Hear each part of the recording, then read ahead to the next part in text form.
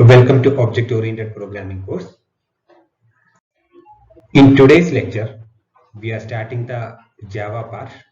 We will start with the introductory topics like Java programming environments and runtime environments, Java development platforms, Java virtual machine, Java compiler, Java bytecode. So these are the targeted topics for today's lecture. Let us try to understand the history of Java programming language. Java is a general purpose object-oriented programming language developed by Sun Microsystem of USA in 1991. It was developed by a team led by James Gosling, and that team was known as Green Team at Sun Microsystem. The first name of Java was not Java, it was known as Oak. Later it was renamed to Java in 1995. Initially, they designed this language for embedded systems in electronic appliances like set-top boxes and all. The target of Java is to write a program once and then run this program on multiple operating systems. That is platform independency. Currently, Java is used in internet programming, mobile devices, mobile applications, games, e-business solutions, etc. Even though it was developed with the target to use in embedded devices, now if you see the usage of Java, it is mostly used in internet applications. That is primarily due to its platform independency benefit. First, let us try to understand what is the issue with this platform dependency. See, platform dependency refers to the case where the applications run under only one operating system in one series of computer. That means platform refers to the operating system plus the underlying hardware. So we are referring to both. Let us consider the case of C++. C++ executable created for one platform will not run on another. This is nothing but platform dependence. This problem is actually known as platform dependence. See the case, you have a C program. Using a Windows compiler, you are compiling the C code. Now you are getting the executable file, exe file. If you copy that file on Windows machine and run and try to execute, it will run, no issue. If you copy the same binary on a Linux machine or a Mac machine, it won't run because this particular binary, this executable is created, it is highly dependent on the platform. That means it can run only on Windows. So if you have to create an executable of your C program on Unix platform, you have to use the compiler for Unix, C++ compiler targeted for Unix. Or in the case of Mac, you have to use the Mac C++ compiler. Then only that executable will work on that corresponding platform.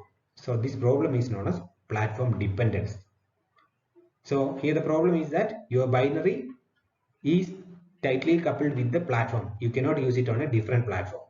So in Java, there was a target to avoid this problem. So solution to the platform dependence is nothing but the platform independence, which describes a technology to implement things on one platform and use them on another platforms without change. That means you will create, using some compiler, you will create one output. That output can be used on all the platforms without any change. That is the concept of platform independence. So to convert your high-level programming program to a machine language, you need a compiler. A compiler is a software which converts a program written in high-level language, that is the source language, to a low-level language. Usually the low-level language will be your machine language that contains the instruction set which can run on that particular machine. Java compiler includes Java programming language compiler, which is commonly known as Java C. Then there are other compilers like GNU compiler for Java, GCJ, Eclipse compiler for Java, ECJ. Then there are compilers like JAX. Java compiler is a software that takes the Java program file, that is the .java file. Java files will be having the extension .java. See, for C program, the extension is .c.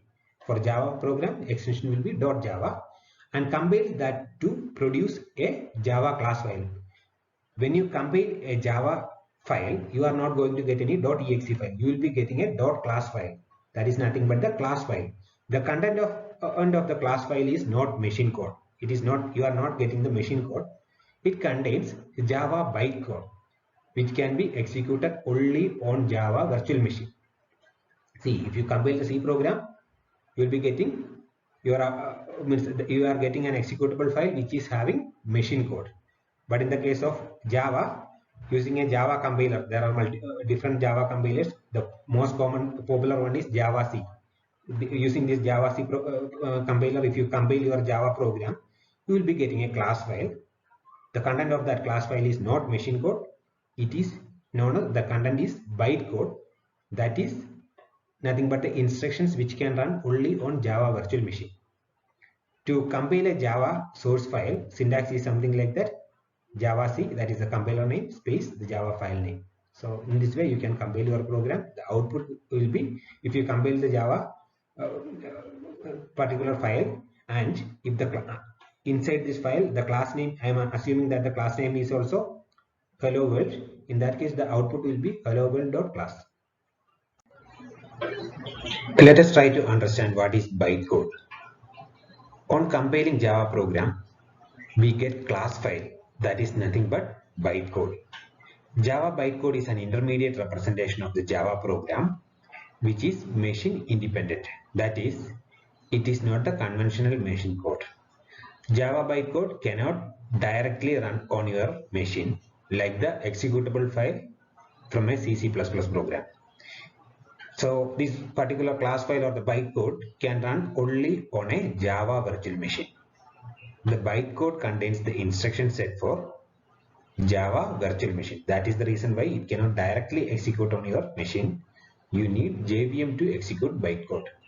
JVM is responsible to convert the bytecode to machine code and execute on your machine. Java interpreter is used to execute Java class file. So to compile the Java program, we use Java compiler. So on compiling the .java file, we are getting .class file. That .class file is nothing but the bytecode, and that bytecode contains the instructions for the instruction set for the Java virtual machine. So it cannot directly execute on your machine. It can execute only on the Java virtual machine.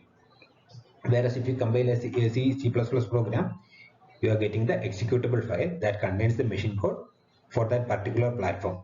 That means if you compile the C++ program on a Windows machine, and if you create the executable for that Windows machine, you can directly execute it on that Windows machine. You don't need any virtual machine concept. So for the Java bytecode, to execute that, we need Java interpreter, that is java.exe in the case of Windows. And to execute a Java class file, you need to follow the syntax like Java space class file name. And in this stage, you should not give the .class extension. Give only the class name. Let us see how platform independence is achieved in Java. In beginning, we stated platform dependency is an issue.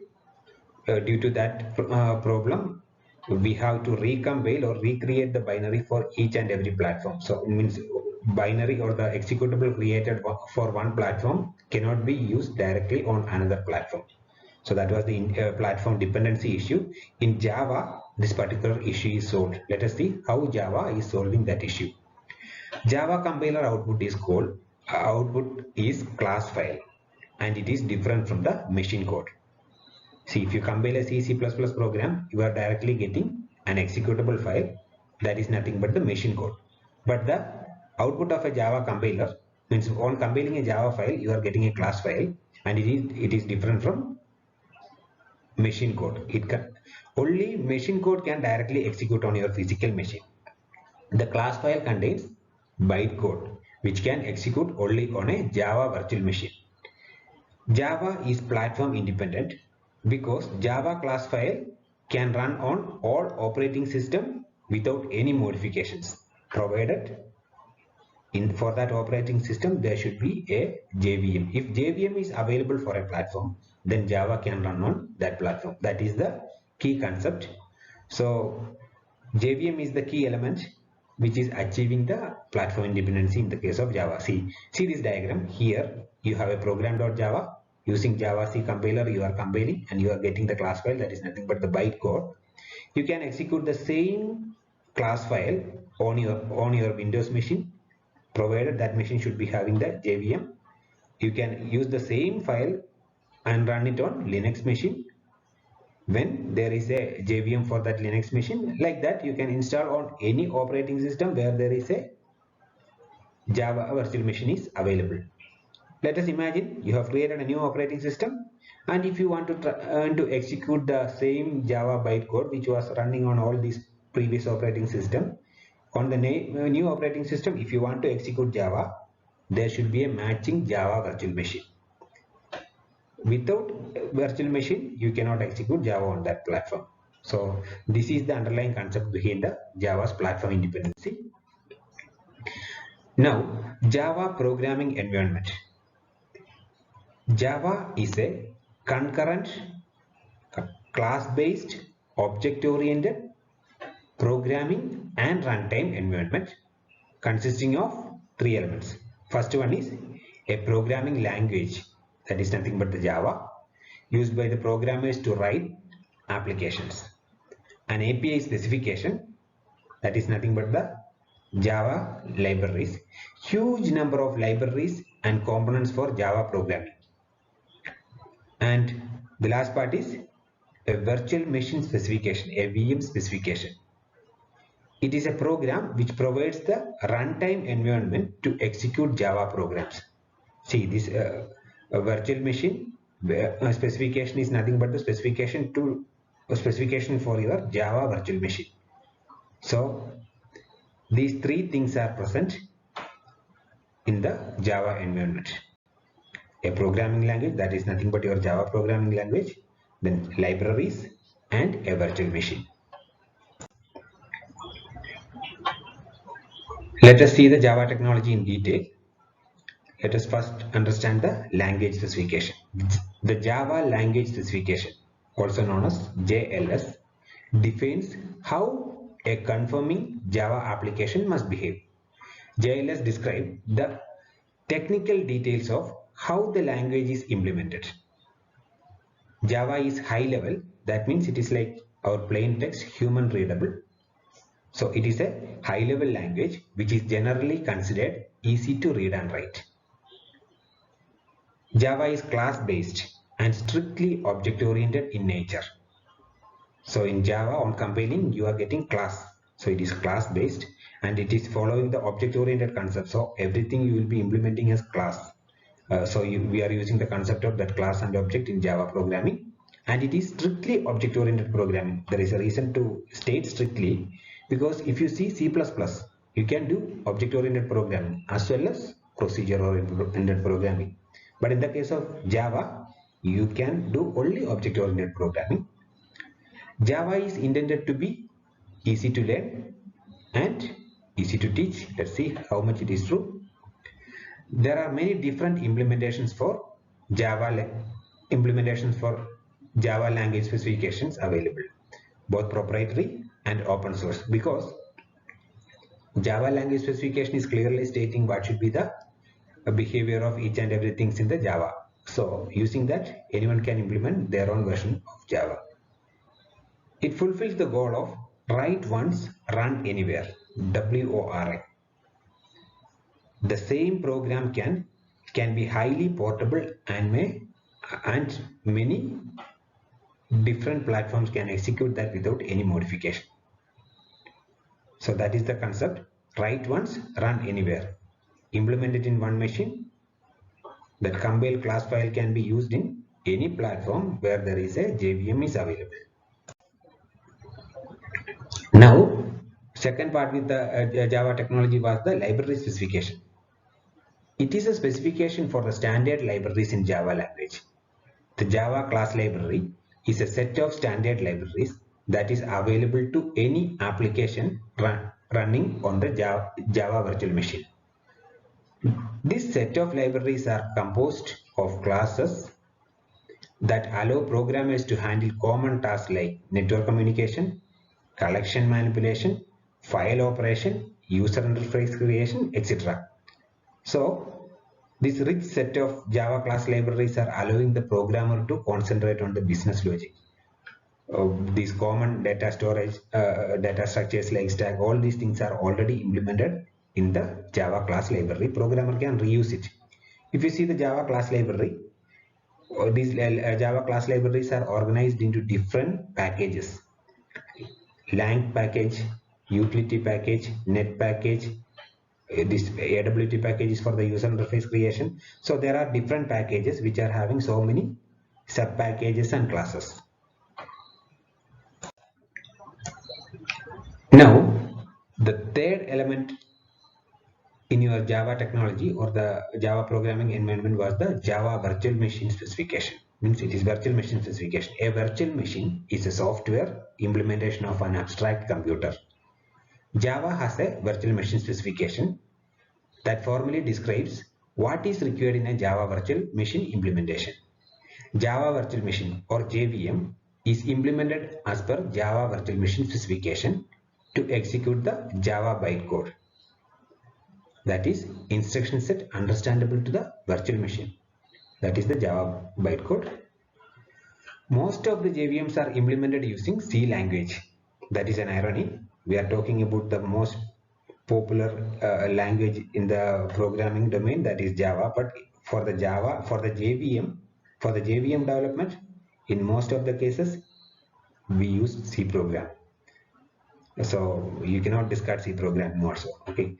In most of the JVMs are implemented using C language.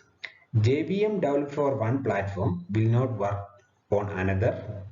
So we are talking about the platform independency only for the class files or only for the Java programs. JVM as such is not portable. You have to implement JVM for a specific platform. JVM is platform dependent. It provides runtime environment to execute Java programs, that is the bytecode, on a particular platform. Platform independency of Java is due to JVM. See, you can imagine this JVM as a kind of adapter. If you have to plug one type of plug with a different type of socket, you can go for an adapter. That is the concept. See, in the case of Java program, on compiling the Java program, you are getting a machine independent bytecode. This bytecode will run. This bytecode is compatible only to the JVM. JVM internally convert that bytecode to the machine code specific to your actual platform. So JVM is acting like an adapter. So Java program, on compilation you get the class file. That class file is nothing but the bytecode. This bytecode is understandable only to the JVM. So JVM will again process the bytecode, and JVM will convert that bytecode to the machine code for your actual platform. So as long as you have JVM for a platform, you can execute Java on that platform. This is the key concept behind the portability, means platform independency in Java. Let us try to understand the JVM in detail. If you see the JVM architecture, JVM is divided into three main subsystems. First one is class loader subsystem. This is the class loader subsystem. Second part is the runtime data area. This is the runtime data area. Then execution engine. So if you in your JVM, there are three major subsystems: class loader subsystem, runtime data area, execution engine. JVM class loader subsystem. So this is the topmost subsystem what we saw in the diagram. A class loader subsystem loads, links and initializes the class file when it refers to a class for the first time at runtime, not at compile time. So class loader subsystem is responsible for loading, linking and initialization of your class files at runtime. What is loading? Classes will be loaded by this component. There are different loaders. bootstrap loader, extension class loader, application loader. In that, bootstrap loader is having the highest priority. Here you can see bootstrap loader, extension class loader, application loader. So different loaders are there. They are loading class files into your machine, into your virtual machine. Then next thing is linking, performs verification and preparation. What is verification? Verify means bytecode verifier will verify the generated bytecode. So here it will be checked for the vulnerabilities. Now prepare, for all static variable memory will be allocated and assigned with default, not with the actual value. It will see for the default memory locations. Means for the static variable memory locations will be allocated and it will be initialized with the default values. That is prepare stage. Then resolve. All symbolic memory references are replaced with the original references from the method area. Okay, so this is the steps happening in the linking: verify, prepare, and resolve. Now next is initialization. See, in prepare stage, we haven't done the initialization properly. That means static variable memory will be allocated and assigned with the default, not with the actual value. So this initialization phase is responsible for such things. This is the final phase of class loading.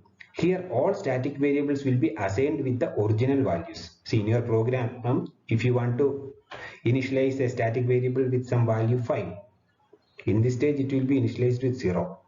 But in the initialization stage, it will be initialized with the actual value. And the stack blocks will be executed.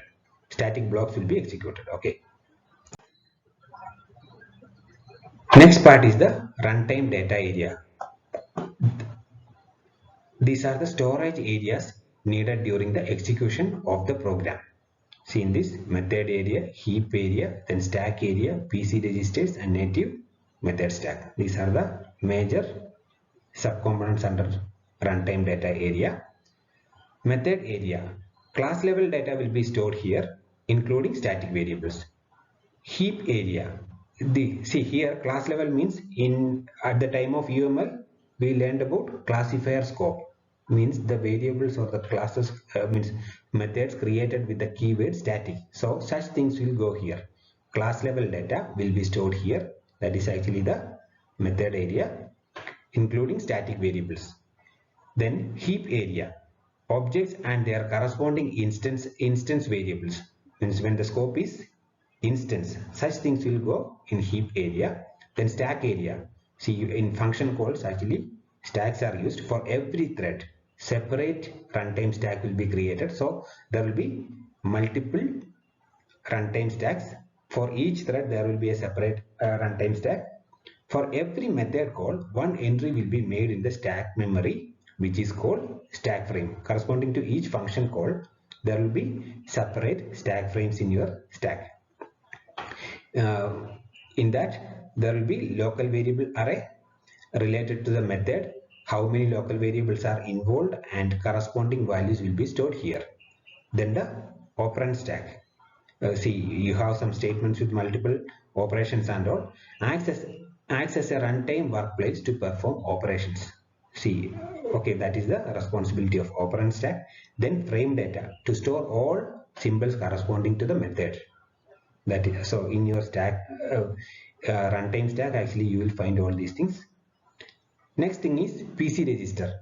PC is nothing but program controller. So PC register will be having the address of next instruction to be executed. Each thread will have separate PC registers. Then native method stacks holds the native method information. A native method is something which is implemented in native language. Means it is your program, your Java program is invoking some method, native method, that is it is invoking some non-Java method. Okay, for that there is some native method Java native method stack is there. So these are the major elements of your runtime data area: method area, heap area, stack area, PC registers, and native method stack. Third subsystem is execution engine. So execution engine contains interpreter, JIT compiler, garbage collector, native method interface JNI, then native method libraries. The bytecode which is assigned to the runtime data area will be executed by the execution engine. It reads the bytecode and execute it piece by piece. It means it will read the bytecode, then it will translate the bytecode into machine code, then that machine code gets executed. So this process repeated. Interpreter. The interpreter interprets. The means interpretation is something like, see, in the case of compilation, you will take the high level language or whatever it is, and you will translate everything into the low level in one shot.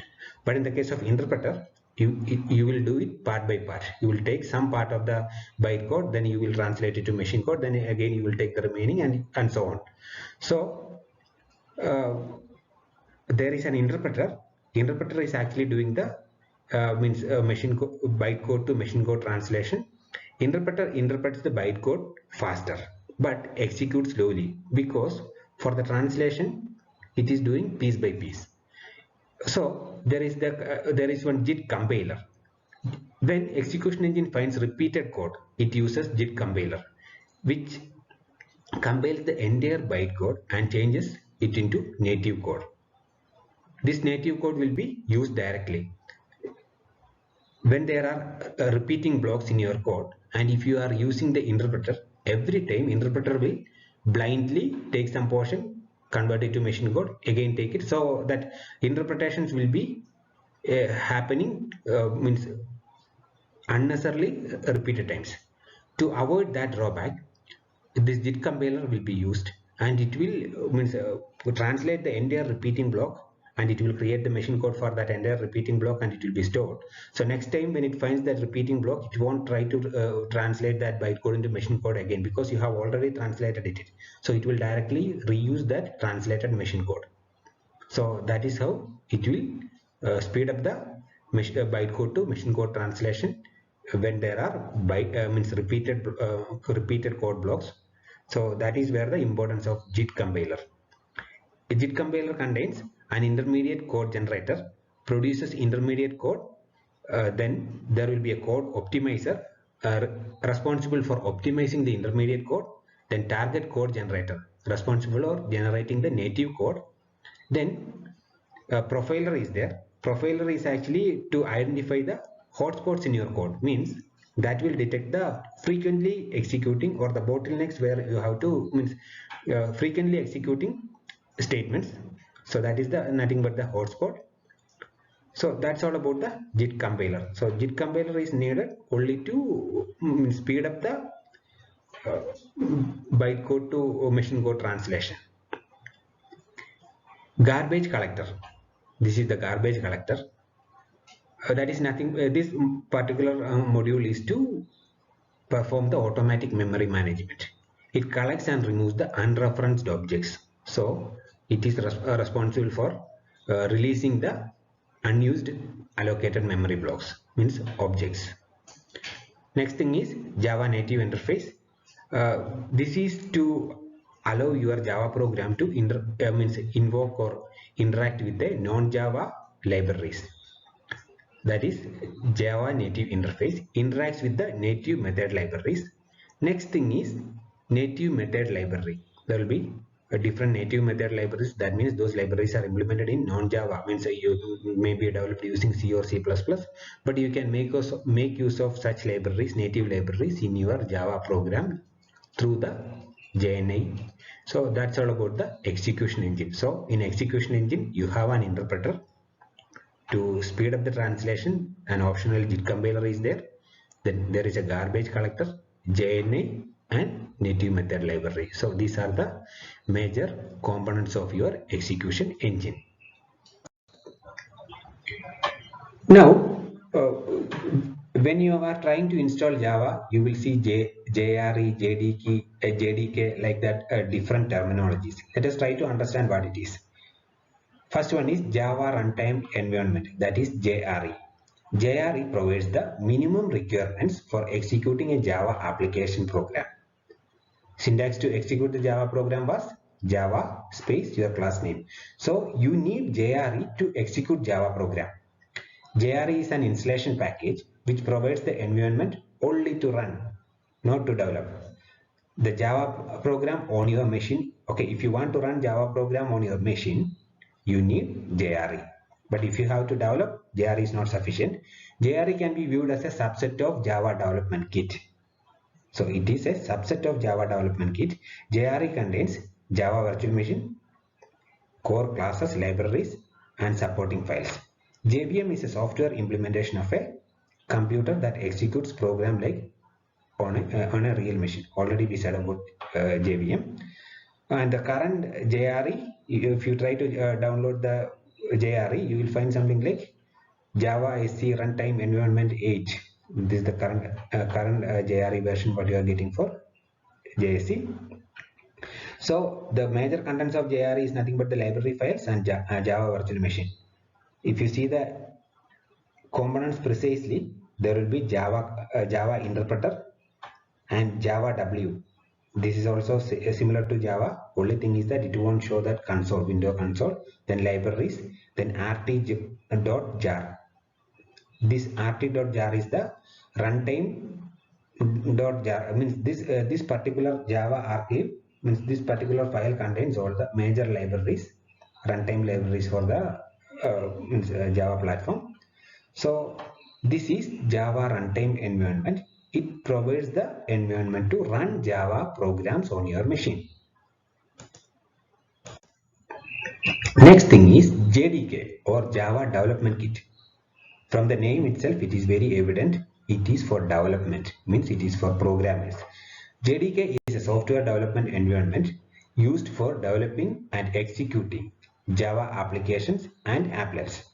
It includes Java runtime environment, an interpreter, loader, okay, that is nothing but our Java, a compiler, Java C, that is a addition, okay, an archiver, JAR, Java archiver, a document generator, Java doc, and other tools needed in Java development. JDK is only used by Java developers. For a normal user, if his requirement is just to execute Java program, JRE is sufficient. But if you want to do Java programming and if you want to do Java development, then you have to go for JDK. So JDK is something like JRE plus development tools. That is JDK, Java Development Kit. And the current JDK version is 14. Let us try to understand the development platforms. All Java platforms consist of a Java virtual machine and an application programming interface API.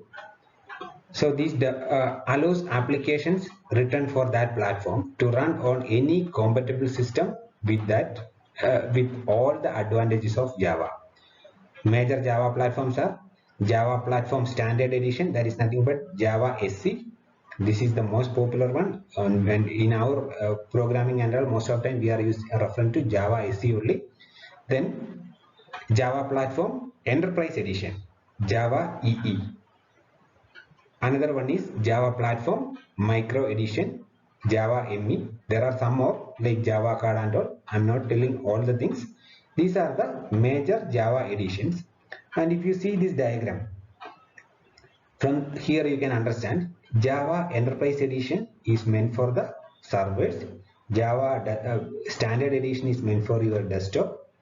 Then this Java Micro Edition, that is meant for the embedded devices like mobile phones or something like that. Okay, we will see the details. First, Java Platform Standard Edition. So the current version of the Java Standard Edition is 14. It was released in March 2020. Java Standard Edition lets you to develop and deploy Java applications on desktop and personal computers. That means you can develop applications for your desktop and personal computers. Latest version is 14. Java SC's APIs provides the core functionality of Java programming language.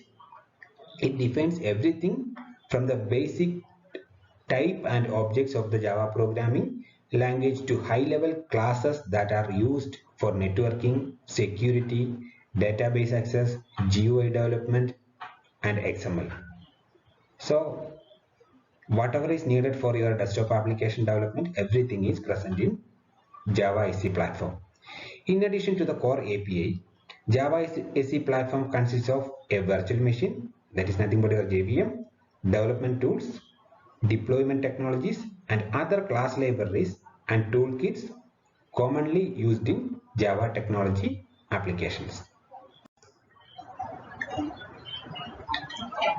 For the development of following applications, Java SE is used. Standalone applications for your desktop computers, web supportive applications or applets. It is outdated and nobody is using now, but you have to study.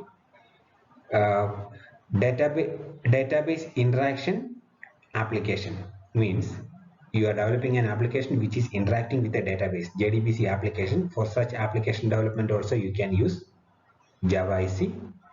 Integrated applications, then distributed applications like remote method invocation and all. So for the development of these kind of applications, you can go for Java Standard Edition, Java Platform Standard Edition.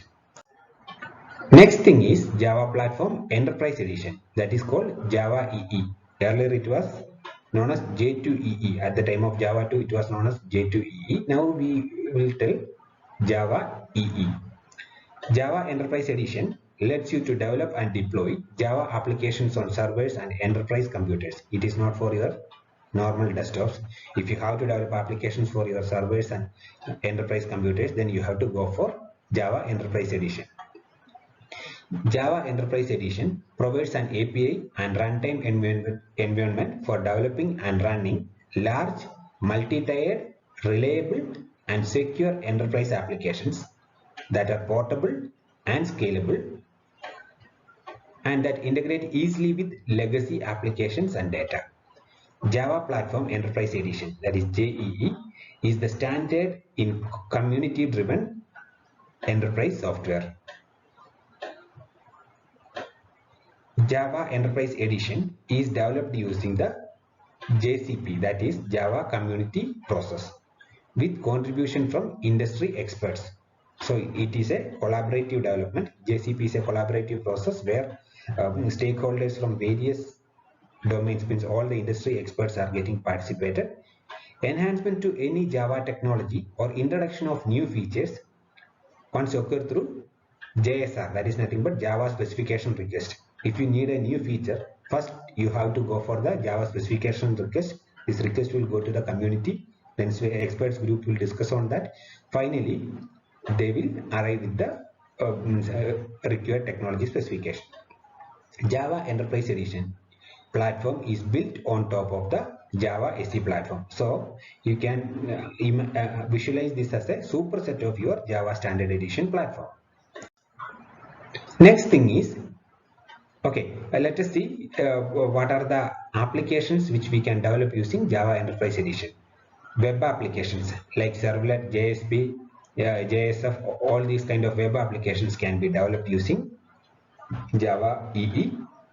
Then enterprise application like EJB, interoperable applications like web services. For all these kinds of application, you have to use Java Enterprise Edition.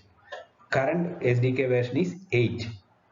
So if you want to develop, you have to develop the Java Enterprise Edition 8 SDK. So these are the different technologies present as part of your Java Enterprise Edition. There are so many technologies and so many new technologies are getting added frequently through the JCP and JSR concept. Next platform is the Micro Edition, that is the platform which is for the embedded devices. Java ME is designed for resource constrained devices like wireless modules, modules for M2M, industrial control, smart grid infrastructure, environmental sensors and tracking and more. Even for your mobile phone, everything you will be using Java ME only. The Java ME embedded API is a subset of Java SE API along with special class libraries useful for small device application development. Java card technology provides a secure environment for applications that run on the smart cards and other devices with very limited memory and processing. See, you have an ATM card with a smart chip, means with an integrated chip. In such cards, actually Java is running. So for that, actually, you cannot use Java Enterprise Edition or Java Standard Edition platform for such small devices. For such requirements, actually, there is Java card technology itself. So for the less capable or the resource stringent devices, we will be using Java platform micro edition. In that, different flavors are like different flavors are there like Java card, Java ME embedded, and so on. Then another one is Java FX. This is now it is actually part of the JSC. Java FX technology was a platform for creating rich internet applications (RIA) written in Java FX script. Java FX script is a statically typed declarative language that is compiled to Java bytecode. So script was different, but it was getting compiled to Java bytecode. The output is your normal bytecode, so which can get executed on your Java virtual machine. Now this Java FX is not a separate platform as such. It is part of Java SE, means Java Standard Edition. So that's all about the introductory part of the Java programming. Thank you.